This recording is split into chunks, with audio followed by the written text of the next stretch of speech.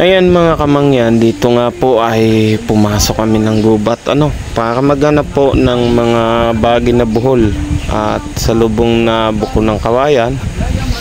At ayan nga, kami po ay papasok na ng mismong gubat.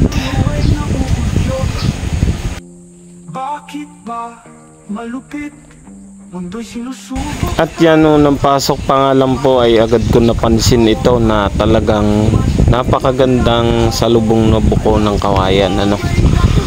Ayan. At yan po ay kukunin talaga natin kasi napakaganda nung kanyang pagkakasalubong. Ayan. Medyo yun nga po, bihira naman kasing makakuha ng ganyan basta-basta.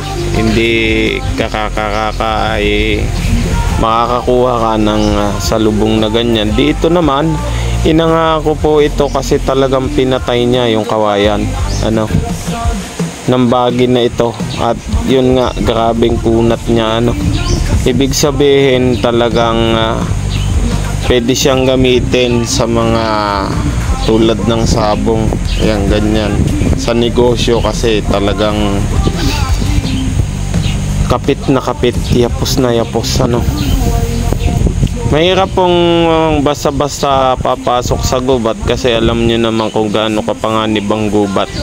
Andyan yung may nakita pa kami na ito isang uri ng kabute na yan po ay tumutubo lang sa mga bulok na punong kahoy, at ang katakataka sa kanya talagang tumagos po yung isang halamang damo sa kanya. Isa po yan sa napakabisa sa Tagalilong o Tagabulag sa Tagalog. Napakaganda talagang, siya ay lampasan. Yan po yung solid talaga na lumampas. Bali po dyan, talagang kukunin mo dyan yung tinagusan kasama yung tumagos. Yung mga kamangyan, kung mapapansin nyo yan, ito po yung uri ng kabute na matatagpuan na sumusuloy sa mga kahoy na bulok. Kalimita sa mga probinsya matatagpuan nito sa Luzon, Visayas, Mindanao. Yung po maganda dyan, kung makapansin nyo, tagos talaga yung damo. Dalawa po yung pwede nyong magamit dyan, pero mas maganda na dalan nyo lahat yan. Pati dito kumapit siya. Ayan, napakaswerte nung nagkita. Ayan yung kasama natin, kapatid ko. At dito nga mga kamangyan, sa paglalakad namin, nagkita din kami ng mga bitag. Ito po yung bitag o silo na para sa mga bayawak. Hindi ko po alam kung sino mga nagtataan dito, pero yan nga. Ilan yung nakita namin ganyan, bali 2 pong bitag. Pwede kasi mahuli dyan, bayawak o kaya alamid, musang kung tawagin. Nagpatuloy kami sa pagpasok dito sa hawan naman siya, kaso madami po ditong kobra. At dito nga po ay naisipan ko maghinaw muna kasi napakadumi talaga nung kamay ko, kasi binunot ko yung isang puno ng tagbak at inamoy ko nga yung laman.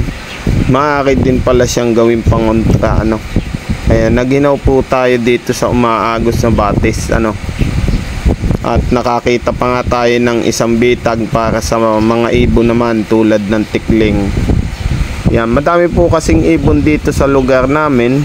Yun nga lang, talagang nanganganib ng maubos yung ibang lahi. At ito po ang isang uri ng kuhol, gubat dito sa amin. Nakalimitan, hindi mo siya sa baba makikita kung hindi nasa mga kahoy o sa mga halaman, kasi yung kinakain nila yung mga sariwang dahon.